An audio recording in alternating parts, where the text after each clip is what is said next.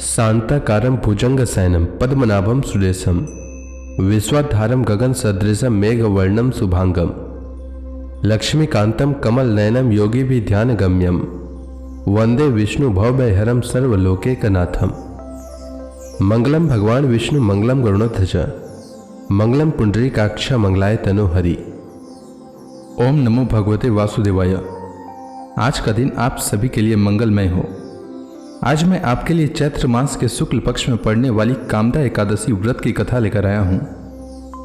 इस कथा को सुनने मात्र से सभी पापों का नाश हो जाता है और 1000 गोदान के बराबर पुण्य की प्राप्ति होती है। साथ ही घर में सुख शांति बनी रहती है। तो आइए सुनते हैं कामदा एकादशी व्रत की कथा। सब धर्मों के ज्ञाता, वेद और शास्त्रों के अर्थ ज्ञान में पारंगत, सबके हृदय में रमण करने वाले श्री विष्णु के तत्व को जानने वाले तथा भगवत परायण प्रहलाद जी जब सुखपूर्वक बैठे हुए थे, उस समय उनके समीप स्वधर्म का पालन करने वाले महर्षि कुछ पूछने के लिए आए। महर्षियों ने कहा, प्रहलाद जी, आप कोई ऐसा साधन बताइए जिससे ज्ञान, ध्यान और इंद्रिय निग्रह के बिना ही अनायास भगवान विष्णु का परम पद प्राप्त हो जाता है। उनके ऐसा कहने पर संपूर्ण लोगों के हित के लिए उद्धत रहने वाले विष्णु भक्त महाभाग प्रहलाद जी ने संक्षेप में इस प्रकार कहा, महर्षियों, जो 18 पुराणों का सार से भी सारतर तत्व है, जिसे कार्तिकेय जी के पूछने पर भगवान शिव ने उन्हें बताया था, उसका वर्णन करता हूं, सुनिए। महादेव जी ने कार्तिकेय जी से कहा, जो कली में एकादशी की रात में जागरण करते समय वैष्णव शास्त्र का पाठ करता है, उसके कोटि जन्मों के किए हुए 4 प्रकार के पाप नष्ट हो जाते हैं। जो एकादशी के दिन वैष्णव शास्त्र का उपदेश करता है, उसे मेरा भक्त जानना चाहिए। जिसे एकादशी के जागरण में निद्रा नहीं आती तथा जो उत्साहपूर्वक नाचता और गाता है, वह मेरा विशेष भक्त है। मैं उसे उत्तम ज्ञान देता हूँ और भगवान विष्णु मोक्ष प्रदान करते हैं। अतः मेरे भक्त को विशेष रूप से जागरण करना चाहिए। जो भगवान विष्णु से वैर करते हैं, उन्हें पाखंडी जानना चाहिए। जो एकादशी को जागरण करते और गाते हैं, उन्हें आधे निमेष में अग्निष्टोम तथा अतिरात्र यज्ञ के समान फल प्राप्त हो जाता है। जो रात्रि जागरण में बारंबार भगवान विष्णु के मुखार बिंद का दर्शन करते हैं, उनको भी वही फल प्राप्त होता है। जिनके वंश के लोग एकादशी की रात में जागरण करते हैं, वही धन्य हैं। जिन्होंने एकादशी को जागरण किया है, उन्होंने यज्ञ, दान, गया, श्राद्ध और नित्य प्रयाग स्नान कर लिया है। उन्हें सन्यासियों का पुण्य भी मिल गया और उनके द्वारा इष्टपूर्त कर्मों का भी भली भांति पालन हो गया। षडानन, भगवान विष्णु के भक्त जागरण सहित एकादशी व्रत करते हैं, इसलिए वे मुझे सदा ही विशेष प्रिय हैं। जो एकादशी की रात में भगवान विष्णु के आगे वैष्णव भक्तों के समीप गीता और विष्णु सहस्त्र नाम का पाठ करता है, वह उस परम धाम में जाता है जहां साक्षात भगवान नारायण विराजमान हैं। जो श्रीहरि के समीप जागरण करते समय रात में दीपक जलाता है, उसका पुण्य 100 कल्पों में भी नष्ट नहीं होता। जो जागरण काल में मंजरी सहित तुलसी दल से भक्ति पूर्वक भगवान श्रीहरि का पूजन करता है, उसका पुनः इस संसार में जन्म नहीं होता। स्नान, चंदन, लेप, धूप, दीप, नैवेद्य और तांबुल, यह सब जागरण काल में भगवान को समर्पित किया जाए तो उससे अक्षय पुण्य होता है। कार्तिकेय, जो भक्त मेरा ध्यान करना चाहता है, वह एकादशी की रात्रि में श्रीहरि के समीप भक्ति पूर्वक जागरण करे। एकादशी के दिन जो लोग जागरण करते हैं, उनके शरीर में इंद्र आदि देवता आकर स्थित हो जाते हैं। जो जागरण काल में महाभारत का पाठ करते हैं, वे उस परम धाम में जाते हैं जहां सन्यासी महात्मा जाया करते हैं। जो उस समय श्री रामचंद्र जी का चरित्र 10 कंठवध पढ़ते हैं, वे योग वेताओं की गति को प्राप्त होते हैं। जिन्होंने श्रीहरि के समीप जागरण किया है, उन्होंने चारों वेदों का स्वाध्याय, देवताओं का पूजन, यज्ञों का अनुष्ठान तथा सब तीर्थों में स्नान कर लिया। श्री कृष्ण से बढ़कर कोई देवता नहीं है और एकादशी व्रत के समान दूसरा कोई व्रत नहीं है। जहां भागवत शास्त्र है, भगवान विष्णु के लिए जहां जागरण किया जाता है और जहां सालग्राम शिला स्थित होती है, वहां साक्षात भगवान विष्णु उपस्थित होते हैं। कामदा एकादशी व्रत की कथा के अनुसार एक बार महाराज युधिष्ठिर ने भगवान श्री कृष्ण से पूछा, हे कमल नयन, मैं आपको कोटि कोटि नमन करता हूं। हे जगदीश्वर, मैं आपसे प्रार्थना करता हूं कि आप कृपा कर चैत्र माह के शुक्ल पक्ष की एकादशी की कथा का वर्णन करें। इस एकादशी का क्या नाम है?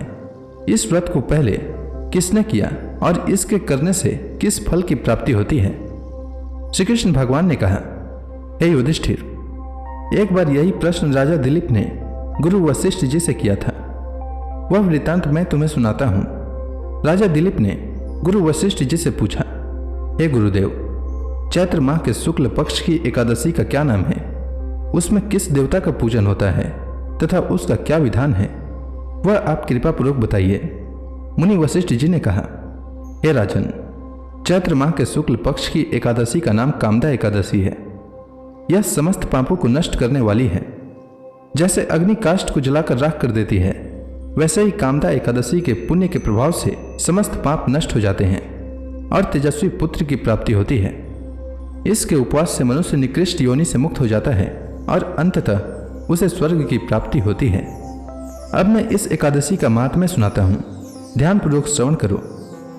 प्राचीन समय में भागीपुर नामक एक नगर था, जिस पर पुंडरीक नाम का राजा राज्य करता था। राजा पुंडरीक अनेक ऐश्वर्यों से युक्त था। उनके राज्य में अनेक अप्सराएं, गंधर्व और किन्नर आदि वास करते थे। उसी नगर में ललित और ललिता नाम की गायन विद्या में पारंगत गंधर्व स्त्री पुरुष अति संपन्न घर में निवास करते हुए विहार किया करते थे। उन दोनों में इतना प्रेम था कि वे अलग हो जाने की कल्पना मात्र से ही व्यथित हो उठते थे। एक बार राजा पुंडरीक गंधर्वों के सहित सभा में विराजमान थे। वहां गंधर्वों के साथ ललित भी गायन कर रहा था। उस समय उसकी प्रियतमा ललिता वहां उपस्थित नहीं थी। गायन करते करते अचानक उसे उसका ख्याल आ गया, जिसके कारण वह अशुद्ध गायन करने लगा। नागराज करकोटक ने राजा पुंडरीक से उसकी शिकायत की। इस पर राजा को भयंकर क्रोध आया और उन्होंने क्रोधवश ललित को शाप दे दिया, अरे नीच, तू मेरे सम्मुख गायन करते हुए भी अपनी स्त्री का स्मरण कर रहा है। इससे तू नरभक्षी दैत्य बनकर अपने कर्म का फल भोग। ललित गंधर्व उसी समय राजा पुंडरीक के शाप से एक भयंकर दैत्य में बदल गया। उसका मुख विकराल हो गया, उसके नेत्र सूर्य चंद्र के समान प्रदीप्त होने लगे, मुंह से आग की भयंकर ज्वालाएं निकलने लगी। उसकी नाक पर्वत की कंदरा के समान विशाल हो गई और गर्दन पहाड़ के समान दिखाई देने लगी। उसकी भुजाएं 2-2 योजन लंबी हो गई। इस प्रकार उसका शरीर 8 योजन का हो गया। इस तरह राक्षस बन जाने पर वह अनेक दुख भोगने लगा। अपने प्रियतम ललित का ऐसा हाल होने पर ललिता अथाह दुख से व्यथित हो उठी। वह अपने पति के उद्धार के लिए विचार करने लगी कि मैं कहाँ जाऊं और क्या करूं, किस जतन से अपने पति को इस नरक तुल्य कष्ट से मुक्त कराऊं। राक्षस बना ललित घोर वनों में रहते हुए अनेक प्रकार के पाप करने लगा। उसकी स्त्री ललिता भी उसके पीछे पीछे जाती और उसकी हालत देखकर विलाप करने लगती। एक बार वह अपने पति के पीछे पीछे चलते हुए विंध्याचल पर्वत पर पहुंच गई। उस स्थान पर उसने श्रृंगी मुनि का आश्रम देखा। वह शीघ्रता से उस आश्रम में गई और मुनि के सामने पहुंचकर दंडवत प्रणाम कर विनीत भाव से प्रार्थना करने लगी, हे महर्षि, मैं विरधनवा नामक गंधर्व की पुत्री ललिता हूँ। मेरा पति राजा पुंडरीक के शाप से एक भयंकर दैत्य बन गया है। उससे मुझे अपार दुख हो रहा है। अपने पति के कष्ट के कारण मैं बहुत दुखी हूँ। हे मुनिश्रेष्ठ, कृपा करके आप उसे राक्षस योनि से मुक्ति का कोई उत्तम उपाय बताइए। समस्त वृत्तांत सुनकर मुनि श्रृंगी ने कहा, हे पुत्री, चैत्र माह के शुक्ल पक्ष की एकादशी का नाम कामदा एकादशी है। उसके व्रत करने से प्राणी के सभी मनोरथ शीघ्र ही पूर्ण हो जाते हैं। यदि तू उसके व्रत के पुण्य को अपने पति को देगी तो वह सहज ही राक्षस योनि से मुक्त हो जाएगा और राजा का शाप शांत हो जाएगा। ऋषि के कहे अनुसार ललिता ने श्रद्धापूर्वक व्रत किया और द्वादशी के दिन ब्राह्मणों के समक्ष अपने व्रत का फल अपने पति को दे दिया और ईश्वर से प्रार्थना करने लगी, हे प्रभु, मैंने जो यह उपवास किया है उसका फल मेरे पति देव को मिले, जिससे उसकी राक्षस योनि से शीघ्र ही मुक्ति हो जाए। एकादशी का फल देते ही उसका पति राक्षस योनि से मुक्त हो गया और अपने दिव्य स्वरूप को प्राप्त हुआ। वह अनेक सुंदर वस्त्रों तथा आभूषणों से अलंकृत होकर पहले की भांति ललिता के साथ विहार करने लगा। कामदा एकादशी के प्रभाव से वह पहले की भांति सुंदर हो गया और मृत्यु के बाद दोनों पुष्पक विमान पर बैठकर विष्णु लोक को चले गए। हे युधिष्ठिर, इस उपवास को विधान पूर्वक करने से सभी पाप नष्ट हो जाते हैं। इस व्रत के पुण्य से मनुष्य के सभी पाप नष्ट हो जाते हैं। संसार में इससे उत्तम दूसरा कोई व्रत नहीं है। इसकी कथा व महात्म्य के श्रवण और पठन से अनंत फलों की प्राप्ति होती है। तो प्रेम से बोली भगवान विष्णु की जय, श्री कृष्ण भगवान की जय, समस्त देवी देवताओं की जय। अब हाथ जोड़कर भगवान श्री हरि का ध्यान करें, आरती होने वाली है।